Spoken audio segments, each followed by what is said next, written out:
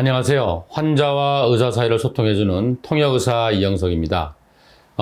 이번 시간에는 그 항암 치료를 하고 계시는 대부분의 환우들이 이제 경험하고 있는 이제 큰 문제죠. 뭐냐면 항암제 부작용에 의한 그 손발 저림 현상, 손발 통증 현상. 이거를 우리가 CINP, Chemotherapy Induced Peripheral Neuropathy, 즉 항암제에 의한 말초신경 손상이라고 하는데요. 이 항암제가 말초신경을 어떠한 기전에 의해서 손상시키느냐에 대해서 이제 여러 가지 기전이 있습니다. 그 중에 첫째가 뭐냐면 우리의 BBB라고 들어보셨나요? Blood Brain Barrier. 즉 뭐냐면 뇌로 가는 그 혈관에는 거름막이 있어요. 왜냐하면 뇌는 중요하니까 피 속에 있는 독성 물질이 뇌로 못 가게 이 거름막이 있어요. 그런데 대부분의 항암제들은 이 거름막을 잘 통과하지 못해요. 그래서 우리가 항암 치료를 하더라도 뇌로는 잘 못 간다는 얘기죠. 그런데 브라드 너브 베리어라는 게 있어요. 이건 뭐냐면은 그 신경으로 가는 혈관이죠. 여기에도 이제 신경을 보호하기 위해서, 말초신경을 보호하기 위해서 거름막이 있는데, 이 항암제들은 이 뇌로 가는 거름막은 잘 통과 못하지만, 이 말초신경으로 가는 거름막은 잘 통과를 합니다. 두 번째는 뭐냐면, 이 신경 파이버, 그 주위에는 임파선 조직이 발달되어 있지 않아요.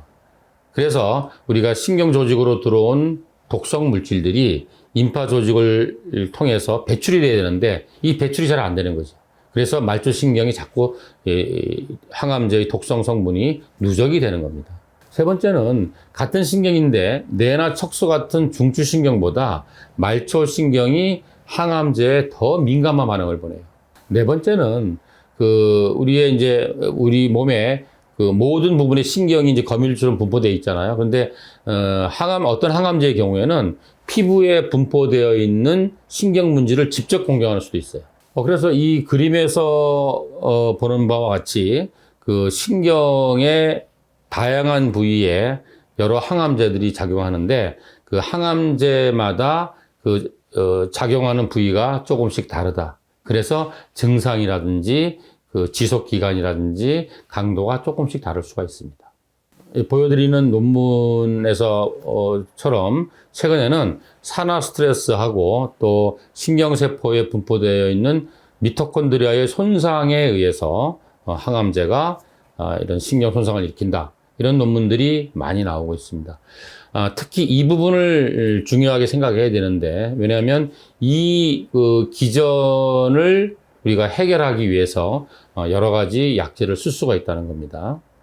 이 그림에서처럼 이렇게 산화 스트레스와 미토콘드리아의 손상에 의해서 말초신경이 손상되는 그 기전이 그림이 나와 있죠. 물론 여러 가지 기전이 있지만 그 중에 하나가 산화 손상과 미토콘드리아의 손상이다. 이렇게 말씀드릴 수 있습니다. 항암제에 의한 말초신경 손상 증상은 이제 그림에 보여주시다시피 다양하게 나타나는데, 가장 이제 흔하게 나타나는 게 감각신경 손상이라고 했죠. 그래서 예를 들자면 이렇게 감각이 둔해지는 것 같은 그런 느낌이 든다든지, 아니면 찌릿찌릿한 느낌이 있다든지, 아주 심한 통증을 느낀다든지, 아니면 온도에 민감해요. 그래서 찬 공기나 더운 공기에 노출되지 못한다든지, 아니면 조금만 스쳐도 민감하게 아프다든지 이런 증상이 많고, 또 운동신경 손상 증상도 나타납니다. 그래서 팔다리의 근육이 이렇게 위축이 돼요. 우리가 근육이 곤다 그러죠. 근육이 이렇게 얇아지고, 또 근육의 힘도 약해져요. 또 이 근육이 우리가 균형을 잘못 잡아가지고 걸을 때 남이다리 같다는 얘기를 많이 해요. 그래서 또 다리에 힘도 빠지고, 그래서 잘 걷질 못하고 약간 울퉁불퉁한 길 걸을 때는 넘어지는 수도 있어요. 그래서 이거 정말 조심하셔야 됩니다. 그래서 정말 증상이 심한 분은 이 지팡이 있잖아요. 지팡이를 도움을 받으시든지 가능하면 평지를 걸으셔야 되고, 좀 더 심한 분은 반드시 보호자와 부축하에 걷기 운동을 하셔야 됩니다. 또 자율신경도 손상받을 수 있는데, 자율신경 손상을 받게 되면은 우리가 이제 연화곤란이라고 그러죠. 음식물을 삼키는데도 좀 이렇게 문제가 생길 수 있고, 또 배뇨 배변이 안 돼서 변비가 온다든지 이런 게 있을 수도 있고, 또 혈압 조절이 잘 안 될 수도 있어요. 또 우리가 왜 신경반사를 보잖아요. 그 신경반사가 느려지거나 없어질 수도 있습니다. 뭐 이 표에 뭐 간략하게 정리가 돼 있는데 이 말초 신경병증을 유발하는 항암제들은 여러 가지가 있습니다. 근데 이제 약제에 따라서 발현율이라든지 아니면 증상의 종류나 강도가 차이가 있습니다. 그렇지만 다시 말씀드리지만 어떤 약을 쓰든지 간에 용량을 세게 쓰거나 오래 쓰면은 증상도 심해진다. 이거는 뭐 공통적인 사항입니다. 사실은 모든 병의 증상이 마찬가지인데 이 말초 신경병증에 대한 그 진단을 내릴 때도 사실은 환자와 많은 대화를 나눠야 돼요. 많이 물어봐야 돼요.